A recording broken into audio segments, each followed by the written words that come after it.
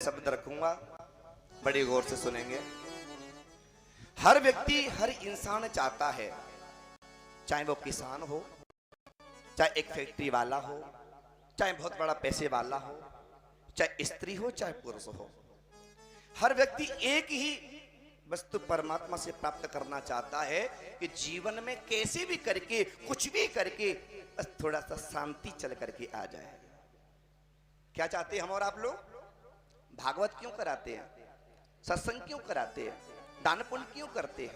हवन यज्ञ आदि क्यों कराते हैं? बोले थोड़ी जीवन में शांति चल करके आ जाए, थोड़ा जीवन में संतोष चल करके आ जाए। लेकिन भागवत क्या कहती है पता है? भागवत में व्यास जी ने शायद सुना होगा आपको, मातम में ऐसा वर्णन आया गया है।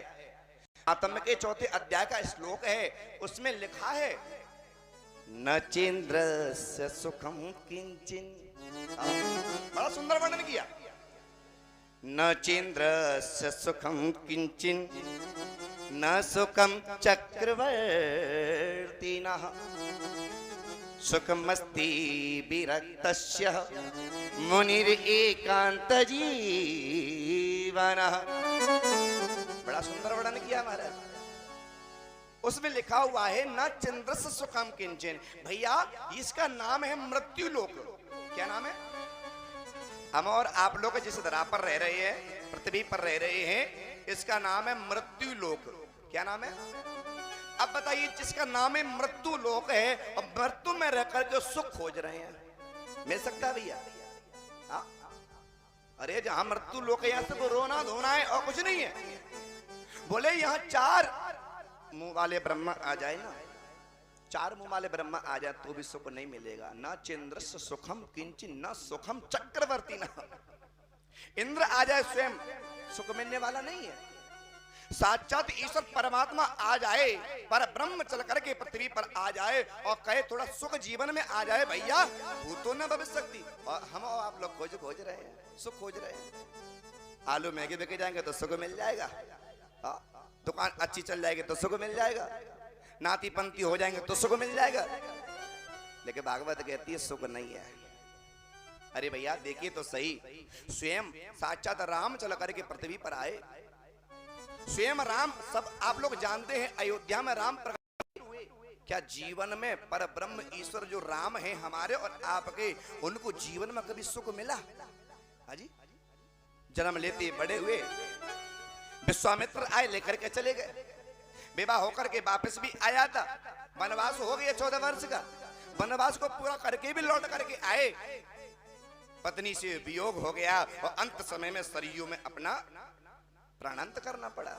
जीवन में राम को भी सुख नहीं मिला। और तो और क्या बताऊं महाराज, अभी भादों का महीना आने वाला है, अगला महीना सब लोग जानते हैं। और कल साहब व्यास जी ने भी आपको सुनाया होगा, कन्हैया का जन्म कहां हुआ था? हाजी, कन्हैया का जन्म कहां हुआ? मथुरा, जेल में।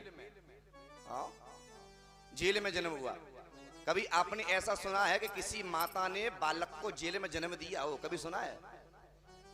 हाजी, किसी माता ने किसी बच्चे को जन्म दिया हो, ऐसा कभी सुना है आपने? नहीं सुना होगा।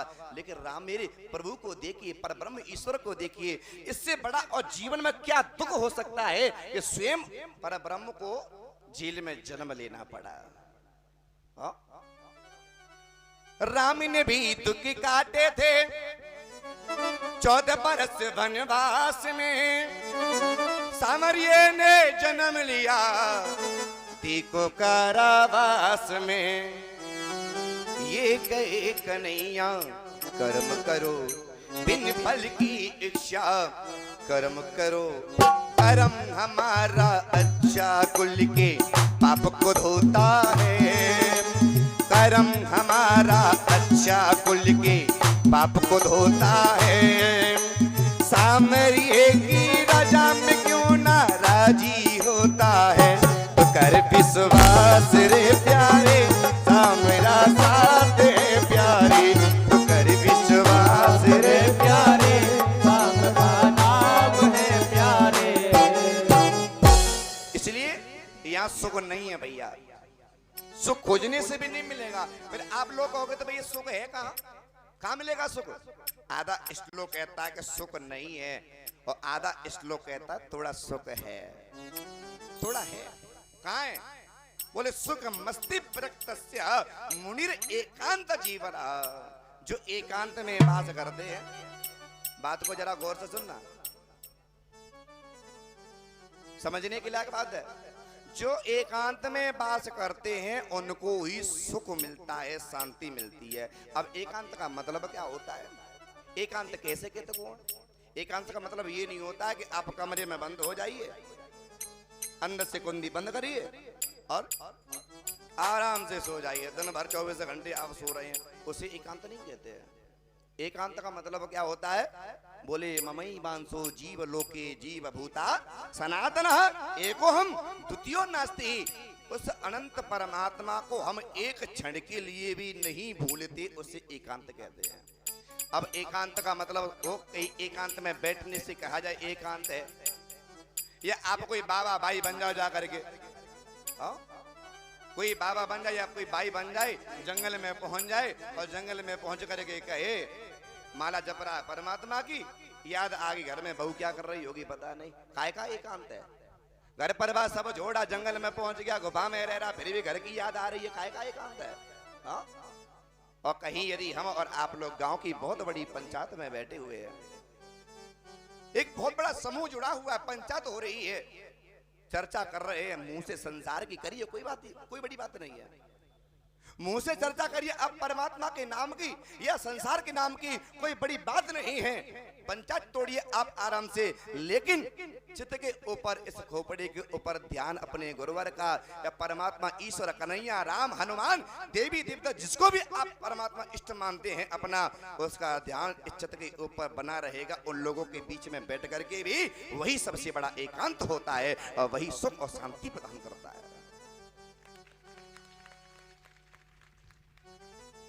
वही शांति प्रदान करता है। जहां सत्संग होता है, जहां इस प्रकार का सत्संग होता है, भागवत राम कथा होती है, बताए आपको, वहां देवी देवता अवश्य आते हैं सुनने के लिए कथाएं। ऐसे ही व्यास जी महाराज की तरह एक कथावाचक कथा सुना रहे थे, उनका नाम है एकनाथ जी महाराज। क्या नाम है? एकनाथ जी महाराज।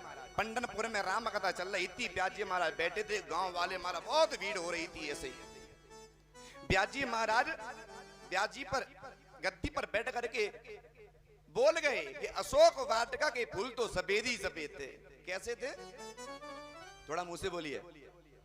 व्यास जी ने गद्दी से बोल दिया कि अशोक वाटिका के फूल तो सफेद ही सफेद थे। इतने में ऐसे वृक्ष खड़ा हुआ था, पास में हनुमान जी कथा सुनने आ गए। हनुमान जी ने देखा, हो गद्दी पे बैठ के व्यास झूठ बोल रहे हैं। छलांग लगाई हनुमान ने गद्दी पर और कहा, कलयुगी कथावाचक, गद्दी पे बैठ के झूठ बोलते हो। व्यास जी बहुत अच्छे थे, एकनाथ जी महाराज, बूढ़े बड़ों ने नाम सुना होगा, बुजुर्ग लोगों ने शायद। व्यास जी ने कहा, हमारा क्या झूठ बोल दिया हमने, क्या कह दिया? बोले कहते हो कि अशोक वाटिका के फूल सफेद थे। बोले हमने तो पुराण में लिखा, जैसा अध्ययन किया, गुरु लोगों ने पढ़ाया, पुस्तक में लिखा, देखा, बस हमने बोल दिया सफेद पुष्प है। बोले नहीं। बोले तो हनुमान ने कह दिया अशोक वाटिका के फूल तो लाल हैं। कैसे है? जोर से बोलिए। लाल पुष्प है। एकनाथ जी कहते नहीं महाराज, हमने पुराण में लिखा है, ये झूठे नहीं हो सकते, सफेद पुष्प है। हनुमान जी ने कहा नहीं, लाल है। आपस में झगड़ा दोनों का प्रारंभ, एक कहता लाल है, एक कहता सफेद है। आखिर में हनुमान जी ने कह दिया, भले आदमी एक बात बता, लंका में तू गया था कि मैं गया था? अब व्यास जी ने कहा महाराज गए तो आप ही थे, देखा तो आपने ही है, अशोक वाटिका में आप ही गए थे, लेकिन हमने तो पुराणों में लिखा देखा। बोले नहीं, मैं नहीं मानूंगा। हनुमान जी ने कहा मैं राम जी से न्याय कराऊंगा। जो दोनों के दोनों हल्ला गुल्ला करते हुए साकेत पहुंच गए। थोड़ी सी बात है, जरा ध्यान से सुनना, बस 2 मिनट में बात खत्म कर रहा हूं अपनी। दोनों हल्ला गुल्ला करते हुए एकनाथ और हनुमान साकेत में पहुंच गए। राम जी बैठे हुए थे सामने। राम जी ने पूछा, हनुमान काय बात को हल्ला गुल्ला है रो, क्या है गयो? बोले इन कलयुगी कथावाचकों को इतना मूड चढ़ा रखा है कि जो मन में आता है सो ही बोल देते हैं, कुछ भी सोचते विचारते नहीं है, जो मन में आया सो गद्दी से बोल देते हैं। क्या बोल दिया? वो गद्दी पे बैठ के झूठ बोलते हैं एकनाथ। क्या बोल दिया? बोले कहते हैं कि अशोक वाटिका के फूल सफेद है। राम जी ने कहा महाराज तो तुम क्या कह रहे हो? बोले लाल हैं। जरा राम तुम न्याय कर दीजिए कि अशोक वाटिका के फूल कैसे हैं, लाल हैं या सफेद हैं? अब तो राम जी ने कह दिया कि हनुमान एक बात बताऊं? बोले हाँ, अशोक वाटिका में रावण ने मुझे घुसने नहीं दिया, मैं अशोक वाटिका के अंदर गया ही नहीं। अब जब मैं अशोक वाटिका के अंदर गया ही नहीं तो मैं कैसे बता सकता हूँ पुष्प कैसे हैं? पर हाँ, 1 वर्ष 1 साल जानकी सीता रही है उस अशोक वाटिका में, वो बता सकती है कि अशोक वाटिका के फूल कैसे है। बुलाया जानकी को, जानकी इधर आओ। क्या हो गया? बोले हनुमान एक नाथ का झगड़ा है, जरा बता दीजिए पुष्प कैसे हैं अशोक वाटिका के। सीता ने कह दिया हनुमान बुरा मत मानना, अशोक वाटिका के फूल ना तो सफेद है, अशोक वाटिका के फूल ना लाल हैं, अशोक वाटिका के फूल तो नीले ही नीले हैं। कहो राधे राधे, जोर से बोलिए। लाल ही लाल। अब तीनों का झगड़ा शुरू आपस में हो गया। एक नाथ जी ने कहा अच्छा जी इसका मतलब हम झूठ बोल रहे थी क्या? हनुमान जी ने कहा नहीं नहीं, हमें झूठ बोल रही थी कि तुम तो दोनों सत्यवादी है। सीता जी ने कह दिया नहीं नहीं, तुम ही दोनों सत्यवादी दिख रहे हो, हमें झूठ बोल रही थी कि तीनों में आपस में झगड़ा शुरू हो गया। तीनों के तीनों राम जी के चरणों में जाकर के गिर पड़े। बोले प्रभु अब तो न्याय आपको ही करना पड़ेगा, बता दीजिए कि पुष्प कैसे है, कैसे पुष्प है। अब राम जी ने हमें विचार किया कथावाचक का पक्ष नहीं लूंगा तो कथाएं होना बंद हो जाएगी, कोई व्यास कथा नहीं करेगा, मेरा नाम लेना बंद हो जाएगा, क्या करूं? राम जी ने कह दिया हनुमान बुरा मत मानना, अशोक वाटिका के फूल तो सफेद ही थे।